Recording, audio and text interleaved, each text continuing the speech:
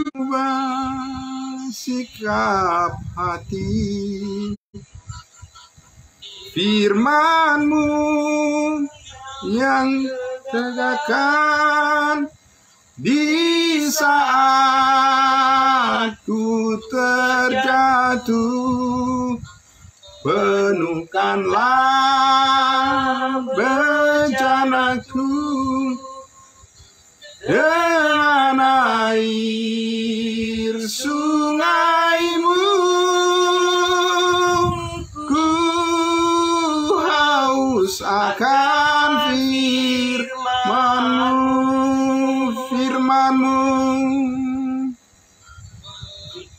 kanlah bencanaku dengan air sungai-Mu. Ku haus akan firman-Mu.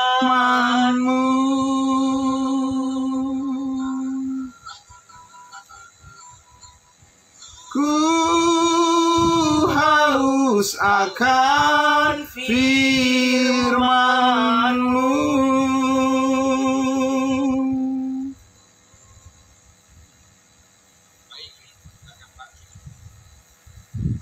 Terima kasih pada hambanya Pak Pendeta Joksen Pardosi. Terima kasih kepada semua Bapak Ibu Saudara sekalian yang sudah hadir. Selamat malam, salam kudus, salam buat kita semua. Juga teman-teman kita, Bapak Ibu Saudara yang ada di live streaming Facebook, selamat malam semuanya. Tuhan memberkati kita semua, salam kudus semuanya. Baik, sebelum saya menyampaikan firman Tuhan terkait dengan topik pembahasan kita pada malam hari ini, mari kita berdoa. Mari kita berdoa untuk mohon pimpinan Roh Kudus memberkati kita semua. Mari kita berdoa. Bapa di dalam surga, Tuhan kami Yesus Kristus, kami haus, kami rindu akan kebenaran firman-Mu ya Bapa, yang terus meneguhkan hati kami, pikiran kami semuanya, memberkati kami dengan segala berkat surgawi. Setelah kami menyelesaikan segala tugas pekerjaan tanggung jawab yang Tuhan percayakan dalam satu hari ini, tiba malam ini Tuhan, Engkau memberkati kami, memberikan kami kekuatan yang baru ya Bapa, untuk meneruskan komitmen kami, menyatakan kerinduan yang besar kepadamu ya Bapa, melalui kebersamaan kami Tuhan, melalui fellowship kami Tuhan Yesus, persekutuan kami di malam hari ini. Walaupun kami berada di tempat yang berbeda, tetapi melalui sarana teknologi ini kami dipersatukan di dalam roh dan kebenaran atas firman-Mu. Kami percaya semua kami telah diberkati oleh Tuhan. Terima kasih Bapa. Demikian juga saudara-saudara kami yang mungkin sedang dalam persiapan untuk bisa masuk bergabung dengan kami. Tuhan memberkati mereka semuanya. Terima kasih Bapa. Kami bersyukur, kami berterima kasih, kami berdoa di dalam nama Tuhan Yesus Kristus, Bapa yang kekal. Kami mengucap syukur. Haleluya. Amin. Puji Tuhan.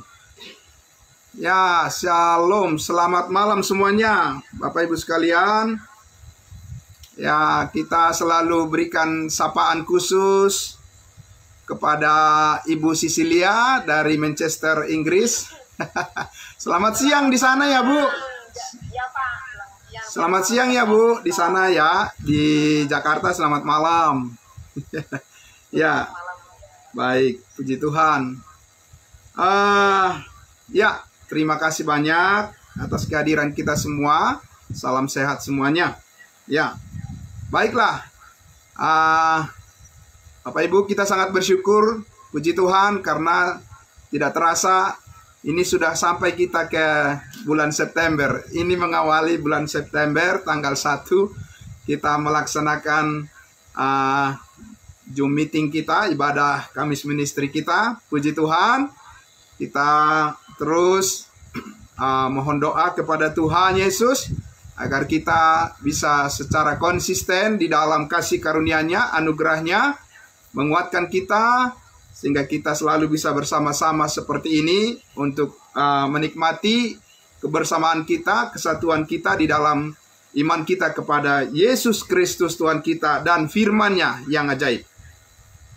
Nah, baiklah Bapak Ibu Saudara sekalian, ya, pada malam hari ini kita akan membahas tema yang sudah di-share di grup maupun melalui Japri WhatsApp kita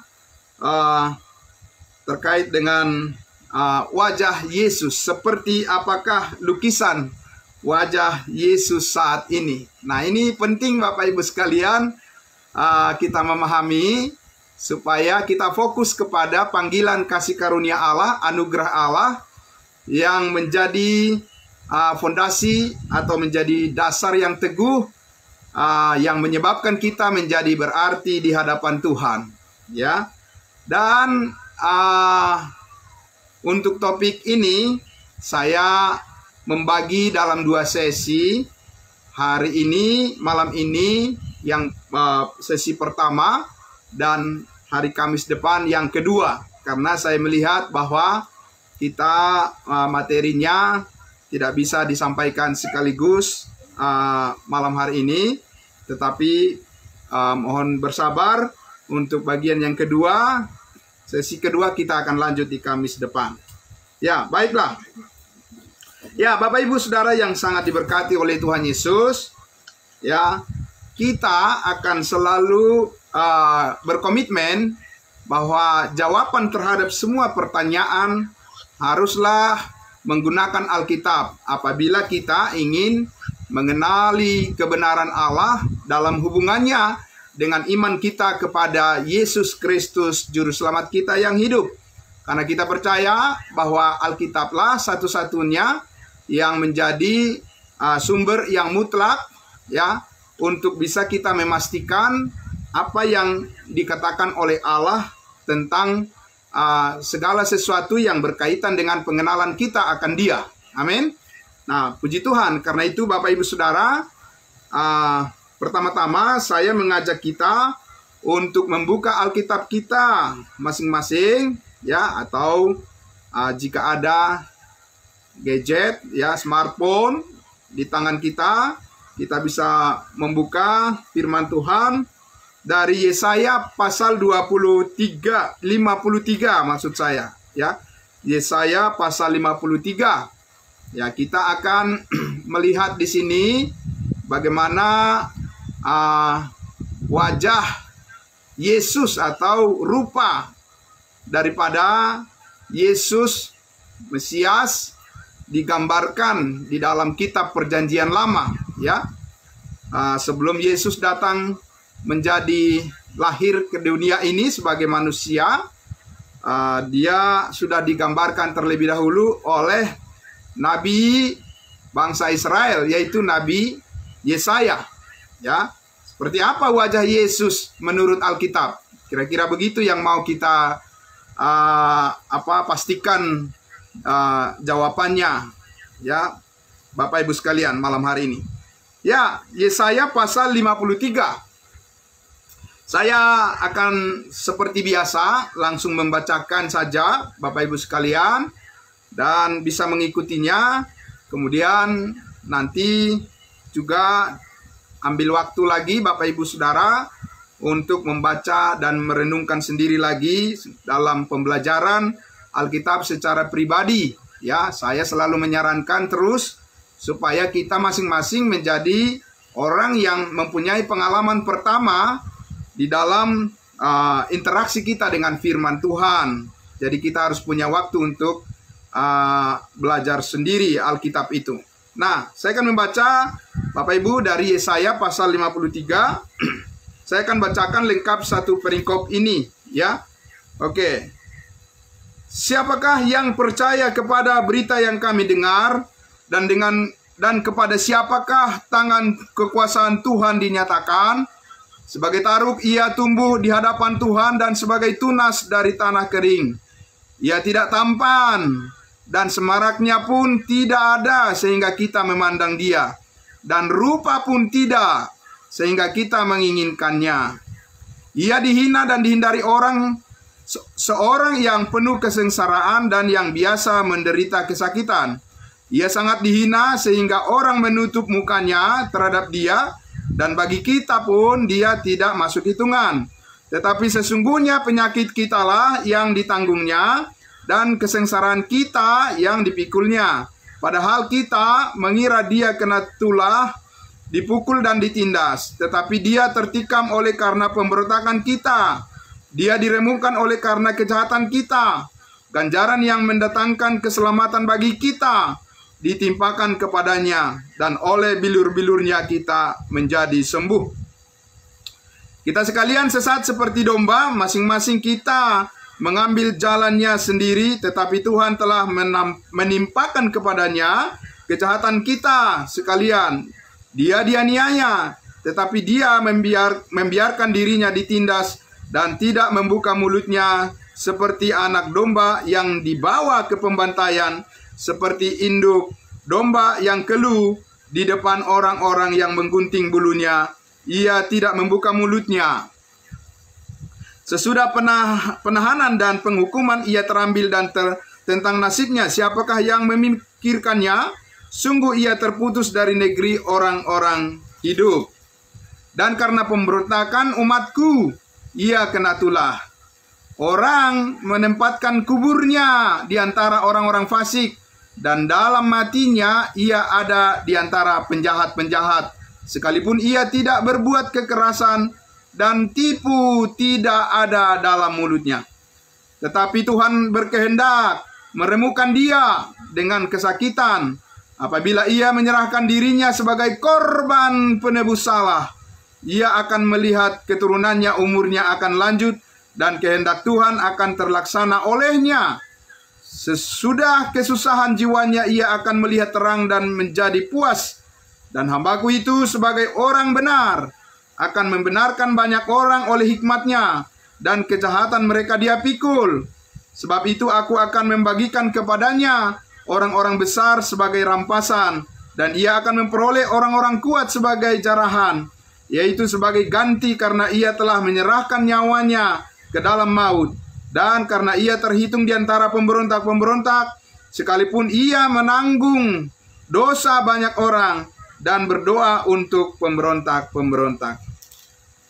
Sedemikian jauh Bapak Ibu Saudara sekalian pembacaan kita firman Tuhan dari Yesaya pasal 53, satu pasal penuh kita baca 12 ayat ya, 12 ayat. Dan kalau kita simak baik-baik dari pembacaan kita ini, ya, kita sudah melihat gambaran atau lukisan siapa yang digambarkan di sini, ya, tentang siapa Yesaya bernubuat, Bapak Ibu sekalian, ya. Tentu saja ini adalah mendeskripsikan lukisan tentang wajah daripada Yesus Kristus sebagai manusia, ya. Bagaimana Nabi Israel, bagaimana Nabi Yesaya mengenal wajah daripada Mesias yang dijanjikan, ya, sebagai manusia yang dinanti-nantikan oleh bangsa Israel. Ya, Bapak Ibu Saudara. Dan ya, tentunya Bapak Ibu sekalian, kalau kita lihat tadi apa yang dinyatakan oleh Nabi Yesaya di ayat 1, dia bertanya, siapakah yang percaya kepada berita yang kami dengar, dan kepada siapakah tangan kekuasaan Tuhan dinyatakan? Di sini Nabi Yesaya bertanya, Bapak Ibu sekalian, ya, bertanya kepada siapa mereka, kepada siapa yang berita ini disampaikan, dan siapa yang bisa mendengar, siapa yang mau mendengar berita yang disampaikan oleh Nabi Yesaya tentang deskripsi wajah, deskripsi daripada lukisan daripada Yesus Mesias yang dijanjikan yang akan datang di tengah-tengah mereka. Ya, kenapa dia bertanya? Kenapa Yesaya bertanya? Bapak Ibu Saudara, tentunya karena Yesaya sudah tahu persis siapa bangsa Israel itu. Bagaimana karakter mereka? Ya, karakter mereka adalah orang yang disebut dengan bangsa yang keras tengkuk. Ya, mereka dikatakan adalah sebagai bangsa yang egois atau bangsa yang suka melawan, begitu ya. Suka melawan kepada Tuhan dan suka memaksakan kehendak mereka. Sehingga ketika Tuhan menggambarkan Mesias yang akan datang, Yesus, ya anak Allah, hamba Allah, orang benar yang akan menebus mereka dari dosa-dosa mereka, maka digambarkan di situ, Bapak Ibu sekalian, kita lihat tadi gambarannya adalah, ya, dikatakan di ayat 2, sebagai taruk ia tumbuh di hadapan Tuhan, dan sebagai tunas dari tanah kering, ia tidak tampan. Siapa yang mau menerima? Apakah orang Israel akan menerima seorang raja yang tidak tampan? Ya, Bapak Ibu sekalian, dan dikatakan lagi, dan semaraknya pun tidak ada, sehingga kita memandang dia. Ingat Bapak Ibu sekalian, kata kita dan kita disebutkan di situ ayat per ayat. Kita harus memahami itu bukan berbicara kepada kita orang Kristen saat ini, tapi jelas Yesaya adalah berbicara tentang bangsa Israel, kita. Ya, kita lihat konteksnya. Yesaya berbicara tentang posisi daripada bangsa Israel yang mana Allah menjanjikan Mesias di tengah-tengah mereka. Ya, jadi dikatakan di situ ia tidak tampan. Ya, raja yang akan datang ini tidak tampan dikatakan sebagai manusia. Kalau sebagai Tuhan tentu saja Yesus melebihi dari kemuliaan matahari bersinar. Tidak ada bandingannya. Dia sebagai Tuhan dan Juru Selamat. Tetapi sebagai manusia biasa, ya, yang datang ke dunia ini, dikatakan rupanya ia tidak tampan. Dan semaraknya pun tidak ada, sehingga kita memandang dia. Dan rupa pun tidak, sehingga kita menginginkannya. Bapak Ibu Saudara, di sini kita lihat bahwa Yesaya itu menunjukkan dia punya keraguan. Apakah orang Israel yang sangat ambisi, ataukah orang-orang Israel yang keras tengkuk, orang-orang Israel yang selalu memaksakan kehendak mereka, apakah mereka akan menerima macam raja seperti itu, yang tidak tampan, yang tidak punya semarak, ya, kalau bisa kita bilang, ya, tidak ganteng gitu ya. Nah, semua laki-laki di sini ganteng yang ada di Zoom ini dan juga yang di live streaming gitu ya. Tetapi kalau mengelukiskan, dikatakan lukisan daripada wajah Yesus Kristus sebagai manusia, sebagai hamba, dikatakan di sini oleh Yesaya, ia tidak tampan, tidak punya semarak, dan rupa pun tidak.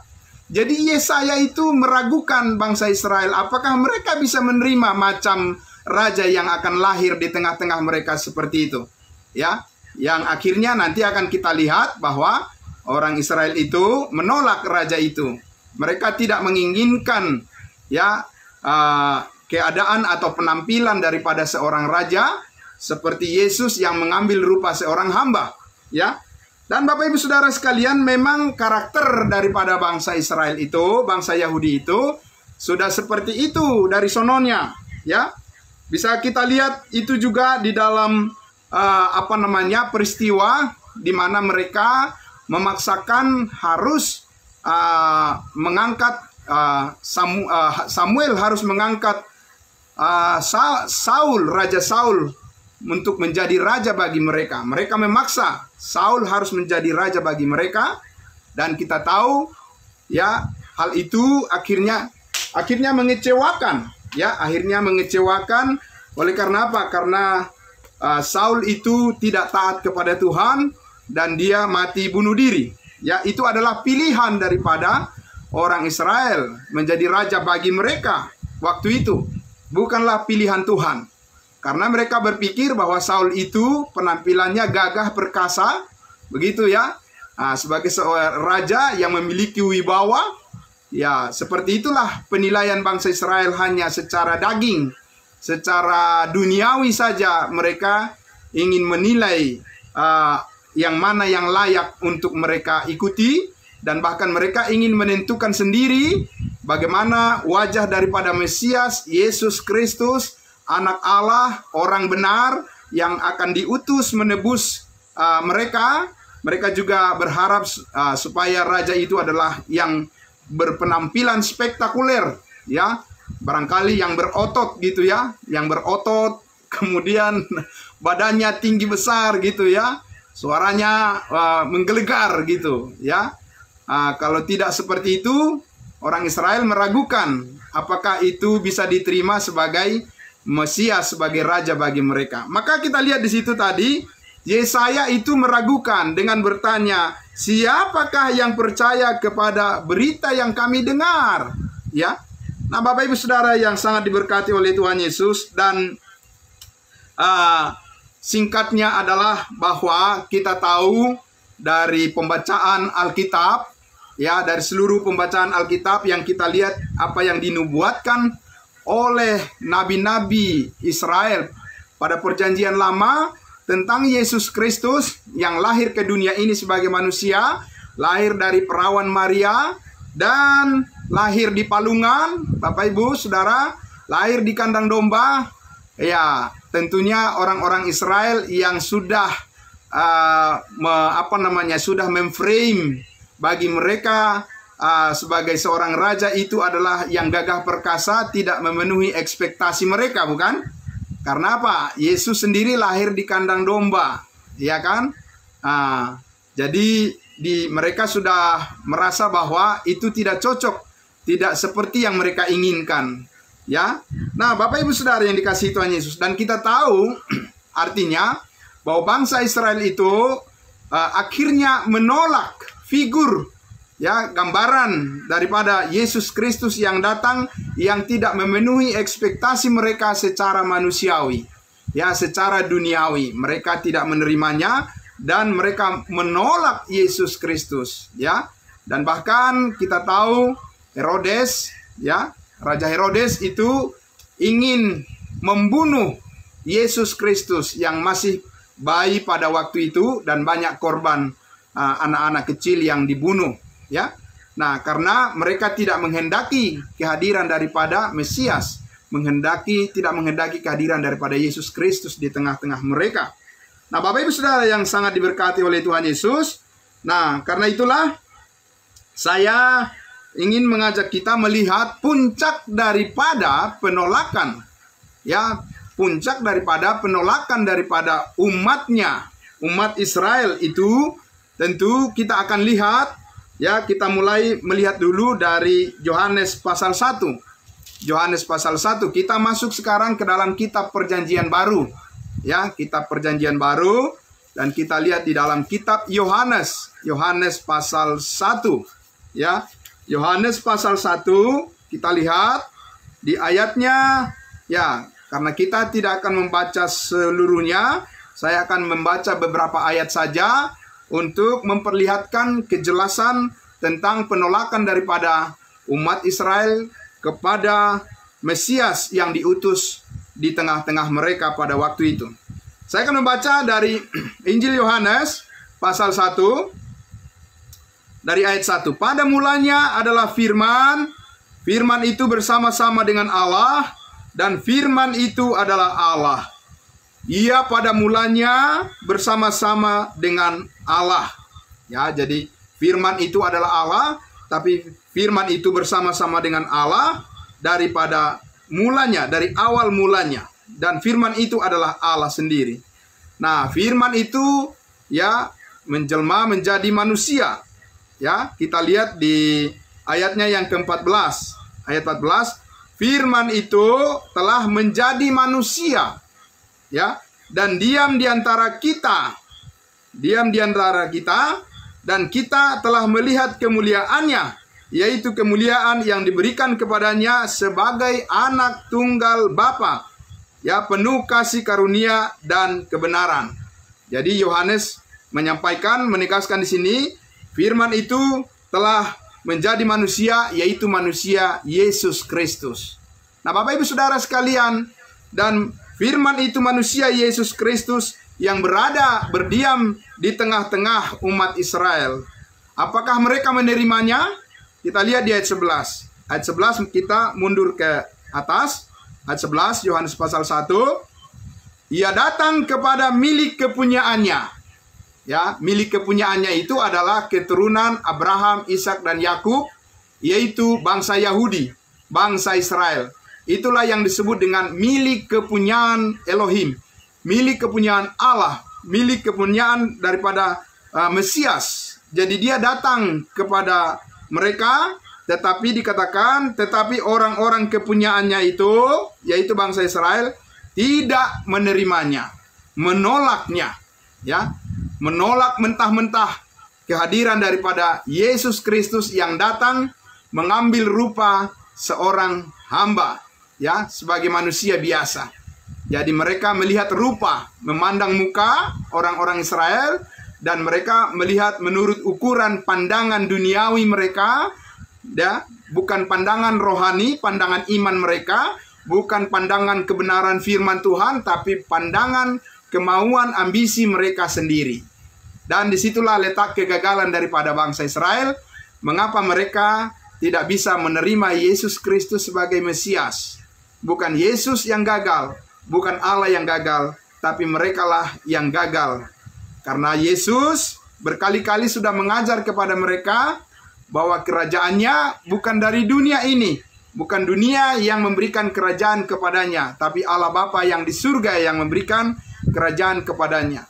Bahkan ketika pencobaan di padang gurun, kita tahu satu hal yang ditawarkan oleh iblis kepadanya. Setelah Yesus berpuasa, ya, kemudian dia lapar, dia lemah, dia letih, lesu. Kemudian iblis mencobai dia, dan iblis mengatakan, lihat semua, pandanglah semua di sekelilingmu sejauh mata memandang, semuanya ini, kerajaan ini akan kuberikan kepadamu, kata iblis, ya. Tetapi Yesus berkata bahwa kerajaannya bukan dari dunia ini, tapi kerajaan Allah, tapi berasal dari Bapa di surga, ya. Nah, Bapak Ibu Saudara yang dikasihi Tuhan Yesus, sekarang saya mengajak kita untuk melihat kitab Markus pasal 15, ya. Markus pasal 15, disinilah kita melihat, ya, puncak daripada penolakan daripada orang-orang Yahudi, pemimpin-pemimpin, imam-imam daripada orang-orang Israel, ahli-ahli Taurat, tua-tua, dan mahkamah agama yang bersepakat untuk membunuh Mesias, membunuh Yesus Kristus, ya. Melalui tangan Pilatus pada waktu itu, mereka meminta supaya Yesus disalibkan. Nah, kita baca di ayatnya, langsung saja kita sudah lihat di pasal 15 ini adalah cerita ketika imam-imam mengajukan tuduhan di hadapan Pilatus bahwa Yesus bersalah, Yesus harus ditolak, Yesus harus disalibkan. Dan kata-kata yang mereka keluarkan adalah di ayatnya yang ke-13, langsung saja kita lihat di ayat 13, Markus pasal 15, mereka berteriak lagi. Ya, sesudah mereka berkumpul semuanya di hadapan Pilatus, mereka berteriak lagi, katanya, salibkan dia. Ya, salibkan dia. Jadi, Bapak Ibu Saudara, kita lihat mereka melihat Yesus hanya sebagai manusia biasa yang lemah, bukan melihat sebagai Raja Mesias bagi mereka, bagi Israel, tapi mereka menolak karena tidak memenuhi ekspektasi mereka menurut ukuran duniawi yang mereka pasang, ya, untuk menilai Yesus Kristus, dan itu adalah kegagalan mereka. Ayat 14, lalu Pilatus berkata kepada mereka, tetapi kejahatan apakah yang telah dilakukannya? Ya, Pilatus masih punya pertimbangan, nalar, masih punya akal sehat. Ya, ditanya kepada imam-imam orang Yahudi, apa alasannya orang ini? Apa alasannya Yesus ini harus disalibkan, harus digantung? Ya, aku tidak mendapati kesalahan padanya, kata Pilatus. Tetapi, namun mereka makin keras berteriak. Apa katanya? Salibkan dia, salibkan dia. Ya, Bapak Ibu sekalian, itu sangat luar biasa ya. Penolakan mereka terhadap kehendak Allah, penolakan mereka terhadap juru selamat, penolakan mereka terhadap rencana yang indah dari Bapa di surga kepada umatnya Israel. Sayang sekali mereka gagal untuk menerimanya, ya, untuk menerima Yesus. Ayat 15. Dan oleh karena Pilatus ingin memuaskan hati orang banyak itu, ia membebaskan Barabas bagi mereka. Tetapi Yesus disesahnya, lalu diserahkannya untuk disalibkan. Akhirnya Pilatus juga bersekongkol ya dengan kejahatan yang dilakukan oleh imam-imam daripada kepala ahli-ahli Taurat orang Israel, mahkamah agama ya, dan semuanya. Bapak Ibu Saudara yang sangat diberkati oleh Tuhan Yesus, itulah kita lihat puncak penolakan daripada bangsa Israel terhadap Mesias Yesus Kristus sebagai ya raja yang diutus untuk menyelamatkan mereka ya. Nah, meskipun kita tahu Bapak Ibu sekalian bahwa Yesus di atas kayu salib itu berkata, "Bapa, ampunilah mereka sebab mereka tidak tahu apa yang mereka perbuat." Ya. Jadi Yesus masih meminta agar Bapa di surga mengampuni dosa daripada Israel yang telah menyalibkan dia, jikalau mereka mau menerima Roh Kudus yang turun ya pada hari Pentakosta. Tetapi kita tahu juga orang Israel dengan membunuh Stefanus yang dipenuhi dengan Roh Kudus, mereka menolak seluruh kehendak Allah bagi mereka. Bapak Ibu Saudara yang sangat diberkati oleh Tuhan Yesus, jadi saya ingin mengajak kita untuk membandingkan ya, untuk melihat apa yang dikatakan oleh Alkitab tadi, Bapak Ibu Saudara, dengan apa yang ya sudah terbiasa dibayangkan oleh kebanyakan ya umat Kristen, bahwa Yesus itu sangat tampan begitu ya. Yesus itu sangat ganteng gitu. Dari mana taunya? Ya, kebanyakan itu adalah dari foto, dari gambar-gambar yang dibuat ya. Nah, dan itu adalah gambar Yesus yang dilukis oleh seseorang bernama Leonardo da Vinci, yang dikatakan bahwa gambar Yesus itu, lukisan Yesus itu karya Leonardo da Vinci dengan komposisi rambut Yesus yang gondrong gitu ya. Gondrong dan kumis tebal ya, kemudian dengan jenggot penuh ya, dengan rapi sekali, kulit putih dan berjubah. Kemudian ada sinar ya mengelilinginya. Begitulah kebanyakan gambar Yesus yang ada di rumah-rumah daripada orang-orang, kebanyakan orang beragama Kristen. Jadi Yesusnya ganteng apa namanya, kurang menarik? Pasti sangat menarik lah rupanya di gambar-gambar itu. Tapi itu adalah penggambaran, lukisan tentang wajah Yesus yang dibuat oleh seorang seniman. Ya, jadi Yesus gimmick namanya. Yesus gimmick. Ya. Jadi kalau melihat tadi apa yang dikatakan oleh Alkitab, tidak demikian bukan? Dikatakan Yesus tidak tampan, semaraknya secara duniawi tidak terlihat ya, dan dikatakan tidak menarik hati Bapak Ibu sekalian, tapi dia mengambil rupa, bahkan rupa wajah seorang hamba atau dulos ya. Nah, Kalau kita lihat Bapak Ibu Saudara, begitulah kebanyakan ketika Yesus di bumi, orang-orang yang mengikuti dia hanya ingin mengikuti Yesus karena mereka ingin mengubah hidup mereka secara duniawi. Contoh, kita lihat Petrus. Petrus itu yang membuat dia sangat tertarik, ya. Masih bisa terdengar suara saya? Masih ya? Baik. Ya, karena mungkin jaringan di sini juga terganggu. Ya, jadi your internet connection is unstable. Ada tulisan seperti itu, ya. Oke, kita lanjut. Puji Tuhan. Ya, Bapak Ibu. Petrus. Ketika Petrus itu ingin mengikuti Yesus, awalnya bagaimana Bapak Ibu Saudara? Karena Yesus memberikan banyak ikan kepada Petrus, bukan? Petrus kan seorang penjala ikan. Dan Yesus bilang, lemparkan jalamu ke tengah danau. Mereka bilang, bagaimana bisa dilemparkan ke tengah danau? Kami sudah semalam-malaman di sini, tidak ada ikan gitu ya. Tapi dia bilang, karena engkau yang suruh saya, coba dah saya tes dulu, ya kan? Dilemparkan jalannya oleh Petrus, dapat banyak ikan.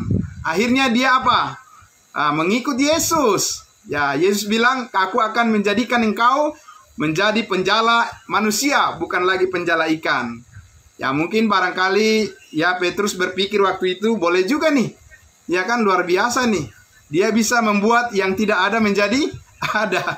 Tapi tetap motivasinya adalah karena apa? Karena dia sudah dapat banyak ikan gitu, sehingga dia mengikut Yesus. Artinya motivasinya mengikut Yesus itu adalah benar-benar sangat kental dengan motivasi duniawi, begitu ya. Nah, bukan karena motivasi secara rohani ingin mengenal kerajaan Allah, begitu ya. Nah, Bapak Ibu Saudara yang sangat diberkati oleh Tuhan Yesus. Nah, karena itu kita lihat bahwa di zaman Yesus Kristus juga, mengapa mereka banyak sekali berduyun-duyun mengikuti Yesus. Ya, Yesus bilang apa? Ketika orang banyak itu datang mengikuti Yesus, dan Yesus tahu mereka lapar, kemudian Yesus berbelas kasihan kepada mereka, kemudian Yesus memberikan mereka makan sampai kenyang dengan membuat mujizat 5 roti dan 2 ikan. Ya, kemudian mereka ngikut Yesus lagi. Kemana Yesus pergi, mereka ikut. Ya, tapi Yesus berkata apa? Hei, kamu sekalian, aku tahu ya motivasimu, kata Yesus. Kamu semua datang mengikut saya, bukan karena kamu mau percaya pada firmanku, tetapi karena kamu sudah kenyang.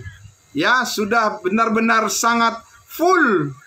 Kamu dipenuhi secara secara kebutuhan jasmani, makanya kamu mau mengikut saya, kata Yesus pada mereka. Ya, jadi mereka betul-betul ya mengenal Yesus itu, menilai Yesus itu hanya sebatas secara duniawi saja. Ya, mereka tidak ingin agar apa yang dijanjikan oleh Allah di Yesaya pasal 53 tadi yang kita baca itu, bahwa dikatakan Yesus adalah korban penebus dosa, bahwa Yesus adalah pengganti, ya substitusi atas umatnya yang berdosa, dan dia akan mati disalibkan, dan dengan darahnya mereka akan ditebus sehingga mereka bisa masuk menikmati berkat-berkat kerajaan surgawi yang jauh lebih indah, yang jauh lebih nikmat, yang jauh lebih luar biasa daripada hanya sekedar apa yang dipandang oleh mata kepala secara duniawi. Nah, Bapak Ibu Saudara yang dikasihi Tuhan Yesus, banyak orang berduyun-duyun mengikuti Yesus pada zamannya. Ya, ada mereka karena hanya ingin sembuh secara penyakit saja. Ya, tidak salah. Ya, orang yang sakit berdoa meminta agar Yesus menyembuhkan, it's okay lah, ya, itu hal yang sangat lumrah saja. Tapi kalau itu saja yang menjadi motivasinya, karena ingin sembuh, lalu sesudah sembuh bagaimana? Lalu sesudah sembuh kabur gitu ya. Seperti yang 10 orang kusta itu kan, masih tahu ceritanya ya, Bapak Ibu sekalian. Ya, dari jauh mereka berteriak-teriak, Yesus, Yesus anak Daud, sembuhkan kami. Karena mereka tahu kalau Mesias datang, salah satu berkat yang berkat yang melekat pada diri Yesus adalah dia pasti memberikan kesembuhan secara fisik. Nah, tetapi Yesus berbelas kasihan kepada mereka, lalu 10 orang kusta itu disembuhkan oleh Yesus. Amin. Luar biasa. Tapi kita lihat Bapak Ibu sekalian, berapa orang yang datang untuk berterima kasih kembali kepada Yesus? Hanya 1. Luar biasa. Kenapa? Karena motivasi mereka mengikuti Yesus hanya secara duniawi, ya. Tidak beda juga dengan zaman sekarang ini. Banyak orang mengikuti Yesus hanya motivasi secara duniawi saja, ya. Mereka hanya memandang Yesus adalah untuk bisa menyembuhkan sakit penyakit mereka, hanya itu aja. Ya, tidak ada yang lain. Kalau mereka sudah sembuh, mereka tidak mau lagi belajar firman Tuhan dan mereka sudah selesai urusannya. Bapak Ibu Saudara, itu adalah contoh yang sangat-sangat jelek yang pernah terjadi dalam sejarah umat manusia karena mereka memandang rupa Yesus hanya secara duniawi saja. Bapak Ibu Saudara, tetapi saudara-saudara yang dikasihi Tuhan Yesus, tentunya kita memahami, kita mengerti Bapak Ibu Saudara bahwa saat ini ada pengenalan akan rupa Yesus Kristus. Ada pengenalan terhadap wajah Yesus Kristus. Ada pengenalan terhadap pribadi Yesus Kristus yang sangat spesial, yang sangat unik, yang sangat berbeda dengan pandangan dunia ini, yang harus kita pahami dan yang harus jelas bagi kita gambarannya secara clear, ya, dengan apa yang dinyatakan oleh firman Tuhan. Bukan apa yang digambarkan oleh manusia berdosa, yang tentunya tidak akan ada kebenarannya yang mutlak, ya. Hanya penjelasan dari Alkitab, hanya penjelasan dari firman Tuhan yang bisa menjadi pegangan kita seperti apa gambaran lukisan wajah daripada Yesus Kristus saat ini. Nah, Bapak Ibu Saudara yang dikasihi Tuhan Yesus, saya mengajak kita sekali lagi untuk melihat di dalam Yehezkiel pasal 44, ya. Yehezkiel pasal 44. Ini saya ingin membawa kita untuk melihat kriteria seorang imam di tengah-tengah bangsa Israel itu, bahwa itu jelas diberikan batasannya, ya, di dalam secara fisik, ya. Kita lihat di dalam Yehezkiel pasalnya yang ke-44 ayat 15 sampai ayatnya yang ke-21 saya akan membacakan untuk kita. Silakan Bapak Ibu sekalian mencatat saja, ya, dan mengikuti pembacaan yang saya pandu. Yehezkiel 44 ayat 15 sampai ayatnya yang ke-21. Ayat 15. Tetapi mengenai imam-imam orang Lewi dari Bani Sadok yang menjalankan tugas-tugas di tempat kudusku, waktu orang Israel sesat daripadaku, merekalah yang akan mendekat kepadaku untuk menyelenggarakan kebaktian dan bertugas di hadapanku untuk mempersembahkan kepadaku lemak dan darah. Demikianlah firman Tuhan Allah. Merekalah yang akan masuk ke dalam tempat kudusku dan yang akan mendekati mejaku untuk menyelenggarakan kebaktian, dan mereka akan menjalankan tugasnya terhadap aku. 17. Maka kalau mereka hendak masuk dalam pintu-pintu gerbang pelataran dalam, mereka harus mengenakan pakaian lenan. Mereka tidak boleh memakai pakaian bulu domba waktu mereka bertugas di pintu-pintu gerbang pelataran dalam, atau waktu yang menyelenggarakan kebaktian dalam bait suci. Mereka harus memakai destar lenan dan memakai celana lenan, tetapi jangan memakai ikat pinggang yang menimbulkan keringat. Dan waktu mereka keluar ke pelataran luar menjumpai umat Tuhan itu, mereka harus menanggalkan pakaian mereka yang mereka pakai dalam menyelenggarakan kebaktian dan menyimpannya dalam bilik-bilik kudus, kemudian mengenakan pakaian yang lain supaya umat itu jangan menjadi kudus disebabkan kena pada pakaian imam-imam itu. Ayat 20, rambut mereka tidak boleh dicukur atau dibiarkan tumbuh panjang, melainkan harus dipotong pendek. Ya, inilah penampilan ya daripada imam-imam yang diharuskan bagi bangsa Israel. Artinya di sini Bapak Ibu, karena Yesus adalah imam besar, tidak mungkin Yesus berambut gondrong. Dan ini menjadi kadang-kadang dipakai menjadi bahan ejekan daripada orang-orang yang berkeyakinan yang lain. Karena gambar-gambar Yesus itu digambarkan dengan rambut yang gondrong. Tetapi saya mau mengajak kita dulu untuk melihat bagaimana pengertian juga daripada Rasul Paulus tentang seorang laki-laki yang pantas. Ya, Bapak Ibu sekalian, kita lihat di dalam 1 Korintus pasal 11. 1 Korintus pasal 11. Kita lihat ya. 1 Korintus pasal 11.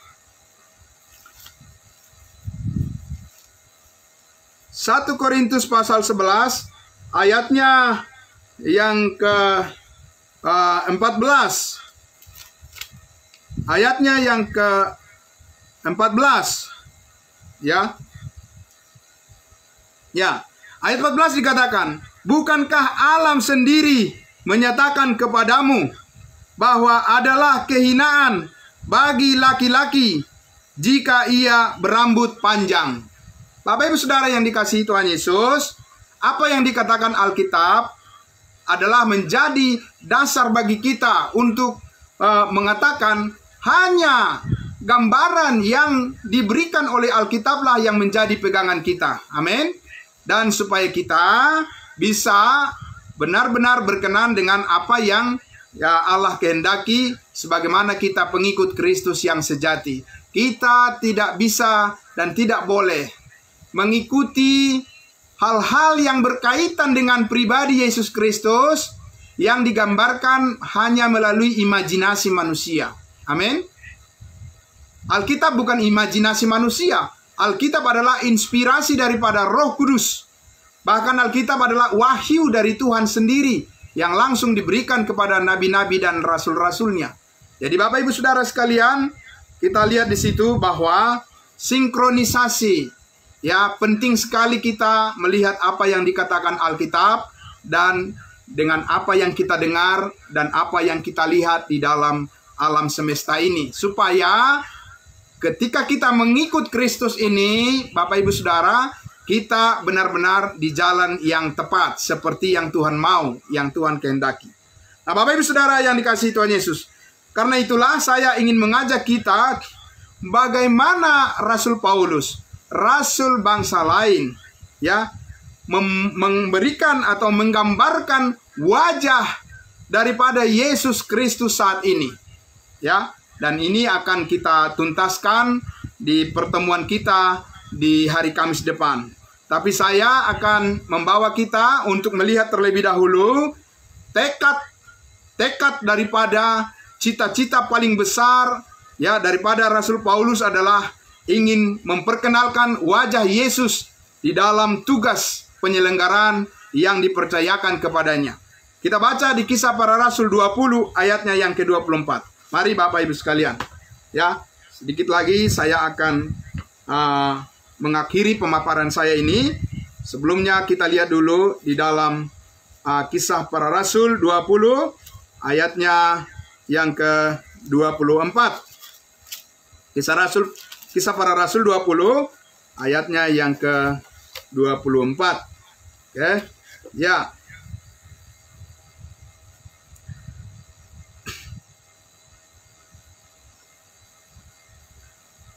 Supaya lebih lengkap, saya akan membacakan mulai dari ayat 17.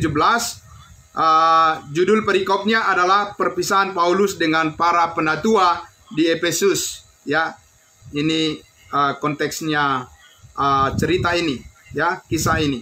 Ayat 17. Karena itu ia menyuruh seorang datang dari Miletus ke Efesus dengan pesan supaya para penatua jemaat datang ke Miletus. Sesudah mereka datang, berkatalah ia kepada mereka, kamu tahu bagaimana aku hidup di antara kamu sejak hari pertama aku tiba di Asia ini. Dengan segala rendah hati aku melayani Tuhan. Dalam pelayanan itu aku banyak mencucurkan air mata dan banyak mengalami pencobaan dari pihak orang Yahudi yang mau membunuh aku. Sungguh pun demikian, aku tidak pernah melalaikan apa yang berguna bagi kamu. Semua kuberitakan dan kuajarkan kepadamu, baik di muka umum maupun dalam perkumpulan-perkumpulan di rumah kamu. Aku senantiasa bersaksi kepada orang-orang Yahudi dan orang-orang Yunani supaya mereka bertobat kepada Allah dan percaya kepada Tuhan kita Yesus Kristus. Dan sekarang sebagai tawanan roh aku pergi ke Yerusalem dan aku tidak tahu apa yang akan terjadi atas diriku di situ. Selain daripada yang dinyatakan Roh Kudus dari kota ke kota kepadaku bahwa penjara dan sengsara menunggu aku. 24. Tetapi aku tidak menghiraukan nyawaku sedikit pun, asal saja aku dapat mencapai garis akhir dan menyelesaikan pelayanan yang ditugaskan oleh Tuhan Yesus kepadaku untuk memberikan kesaksian tentang apa? Tentang Injil Kerajaan? Tidak.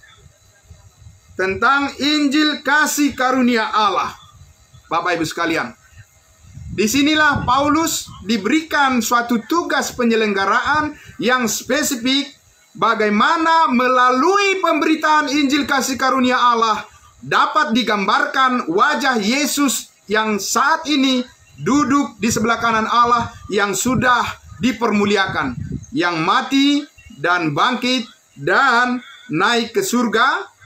Ya, saat ini melalui pemberitaan Injil kasih karunia Allah, wajah Yesus Kristus dapat digambarkan kepada dunia ini. Mari saya ajak kita untuk melihat di dalam 1 Korintus 15. Ini adalah bagian ayat terakhir untuk sesi pertama yang saya sampaikan malam hari ini terkait dengan topik kita. Ya, mari kita lihat di dalam 1 Korintus 15. 1 Korintus 15. Saya akan membacakan ayatnya yang pertama, ya, dan kemudian ayat 3 dan 4-nya. Ya. Judul perikopnya di atas adalah kebangkitan Kristus, kebangkitan Yesus Kristus, ya. Bisa dikatakan begitu, ya, judulnya. Ya, 1 Korintus 15 ayat 1. Dan sekarang saudara-saudara, aku mau mengingatkan kamu kepada Injil yang aku beritakan. Injil apa? Tadi di Kisah Para Rasul 20 ayat 24 sudah dikatakan Paulus ditugaskan memberitakan Injil kasih karunia Allah. Berbeda dengan 12 rasul Israel, Petrus, Yakobus, Yohanes. Mereka memberitakan Injil kerajaan sorga di bumi. Ya. Nah, Paulus memberitakan Injil kasih karunia Allah. Dia katakan di sini, ya, saudara-saudara, aku mau mengingatkan kamu kepada Injil yang aku beritakan kepadamu dan yang kamu terima dan yang di dalamnya kamu teguh berdiri. Ya, bukan goyah. Teguh berdiri. Posisinya sangat firm. Ya, posisi kita sangat aman dan posisi kita dalam posisi yang 100% berada di dalam genggaman Tuhan. Ya, kalau kita mengenal Injil ini, kalau kita mengenal berita kasih karunia ini, maka kita akan melihat gambaran wajah Yesus, kemuliaan Yesus ada di sana. Ayatnya yang ketiga. Sebab yang sangat penting telah kusampaikan kepadamu, yaitu apa yang telah kuterima sendiri, ialah bahwa Kristus telah mati karena dosa-dosa kita. Ya, Yang lebih tepat di dalam terjemahannya sebenarnya adalah karena Kristus telah mati karena segala dosa kita, bukan sebagian dosa kita. Ya, Yesus mati di atas kayu salib untuk menebus kita dari segala dosa kita, dosa yang dulu, dosa yang sekarang, dan dosa yang akan datang. Yesus berkata, tetelestai, sudah selesai. Bapak Ibu Saudara, disitulah tergambar wajah Yesus saat ini yang bisa kita sampaikan secara terbuka untuk dilihat oleh semua orang. Ya, bukan gambar-gambar yang dilukis oleh tangan manusia, Bapak Ibu Saudara. Tidak. Bukan gambar-gambar dengan pemberitaan yang tidak berkaitan dengan keselamatan yang pasti dalam Kristus. Bukan gambar-gambaran dengan pengajaran atau pemberitaan yang menenggelamkan pekerjaan Kristus yang sudah selesai dengan membuat narasi-narasi pemberitaan bahwa keselamatan itu adalah mudah-mudahan. Tidak, Bapak Ibu Saudara.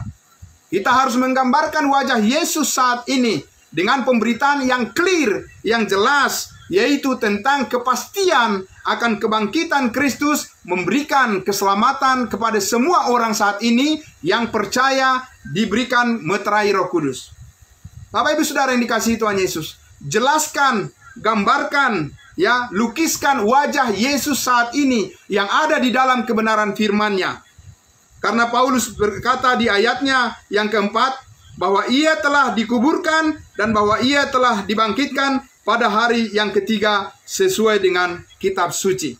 Bapak Ibu Saudara yang diberkati oleh Tuhan Yesus, seandainya semua orang Kristen, seandainya semua orang pengikut Yesus Kristus, ya, bisa mengerti betul, paham betul tentang Injil kasih karunia Allah, berita tentang kematian dan kebangkitan daripada Yesus Kristus yang mengalahkan dosa, mengalahkan maut, ya, dan yang memberikan harapan yang pasti kepada semua orang yang percaya. Bapak Ibu Saudara yang dikasihi Tuhan Yesus, wajah dan kemuliaan daripada penampakan daripada Kristus akan dengan sangat luar biasa akan bisa menyinari semua kehidupan daripada umat manusia di dunia ini. Amin. Kenapa Bapak Ibu Saudara? Karena dengan Kristus mati di atas kayu salib, menebus dan mengampuni segala dosa umat manusia, maka terbukalah jalan yang seluas-luasnya. Sebelum Yesus Kristus mati disalibkan, dikatakan sempitlah jalan menuju kerajaan surga. Kenapa Bapak Ibu Saudara? Karena pada saat itu Yesus Kristus hidup di bawah hukum Taurat. Pada saat itu orang-orang yang ingin mengikut Yesus harus patuh pada hukum Taurat. Mereka harus menjual harta mereka dan harus membagikan kepada orang-orang miskin. Tetapi Bapak Ibu Saudara, semua kesulitan itu dituntaskan oleh Yesus Kristus dengan memikulkan dosa semua umat manusia. Dia tidak berdosa dijadikan dosa, supaya kita dibenarkan oleh iman, oleh darahnya, Bapak Ibu Saudara. Nah, karena itu Bapak Ibu Saudara yang dikasihi Tuhan Yesus, kita adalah orang-orang yang sangat berbahagia, dan kita adalah orang-orang yang diperuntukkan untuk menjadi saksi bagi semua orang, menggambarkan wajah, melukiskan wajah daripada Yesus Kristus saat ini, yaitu wajah Yesus yang dengan kehidupan kekal yang diperolehnya sesudah dia bangkit dari antara orang mati. Bapak Ibu Saudara yang dikasihi Tuhan Yesus, saya tadi mengatakan bahwa saya memohon maaf karena masih ada satu ayat lagi yang mau saya sampaikan untuk kita baca bersama, supaya nanti di sesi yang kedua di hari Kamis depan kita bisa lebih mengembangkan lebih luas lagi pembahasan kita ini. Saya mengajak kita untuk melihat di dalam 2 Korintus pasal 5. 2 Korintus pasal 5, kita akan membaca dari ayatnya yang ke-16 dan 17. Ya, barangkali kita yang rajin membaca Alkitab sudah terbiasa kita mendengarkan ayat firman Tuhan ini, tetapi mari kita lihat sekali lagi untuk memastikan bagaimana sebenarnya pengenalan kita saat ini, pengenalan kita yang tepat, yang benar terhadap pribadi Yesus Kristus yang sudah naik ke surga, duduk di sebelah kanan Allah Bapa, untuk menjadi Tuhan dan Juru Selamat yang memberkati kita saat ini. 2 Korintus pasal 5 ayatnya yang ke-16 dan 17. Saya baca. Sebab itu, kami tidak lagi menilai seorang juga pun menurut ukuran manusia. Kapan? Sekarang. Ya. Paulus katakan, kami tidak lagi menilai seorang pun menurut ukuran manusia. Dan jika kami pernah menilai Kristus menurut ukuran manusia, sekarang kami tidak lagi menilainya demikian. Bapak Ibu Saudara, Yesus Kristus, wajah Kristus pernah dinilai secara ukuran manusia. Dan di dalam ukuran, di dalam standar pribadi Yesus sebagai manusialah ya, gambaran yang sempurna tentang manusia yang sejati, yang sesungguhnya. Tapi Paulus katakan sekarang tidak lagi kita menilai dalam ukuran secara lahiriah, ukuran secara jasmani, menilai Kristus saat ini, tetapi ayat 17, jadi siapa yang ada di dalam Kristus, ia adalah ciptaan baru. Yang lama sudah berlalu, sesungguhnya yang baru sudah datang. Bapak Ibu Saudara, disinilah kita berada. Di mana? Di dalam kebenaran manusia baru, di dalam kebenaran ciptaan baru ini. The new creation itu memiliki wajah, memiliki penampilan, dan memiliki sebuah lukisan yang terang benderang tentang siapa Yesus Kristus saat ini, jikalau kita ingin memperkenalkan Dia kepada semua orang di sekeliling kita. Amin. Dan Bapak Ibu Saudara dan saya akan lebih mengenal siapa Dia, siapa Yesus Kristus, melalui keberadaan kita sebagai manusia batiniah yang sudah diciptakan sebagai new creation, sebagai ciptaan baru di dalam Kristus. Apabila kita terus mempelajari kebenaran firman kasih karunia-Nya, kita akan begitu kita akan begitu luar biasa keinginan kita, begitu berhasrat kita ingin mengenal Yesus secara pribadi, karena kita ingin melihat sinar kemuliaan yang ada padanya melalui kebenaran firman kasih karunia-Nya. Terpujilah Tuhan Yesus, Juru Selamat kita yang hidup, atas pengenalan yang benar yang dibukakannya kepada kita melalui firman-Nya. Dan biarlah semua kita, anak-anak Tuhan, mencerminkan wajah Yesus Kristus yang penuh kemuliaan melalui setiap kerinduan kita mengenali setiap firman kebenarannya. Mari kita berdoa. Bapa di dalam surga, terima kasih Tuhan. Terima kasih Bapa yang mulia.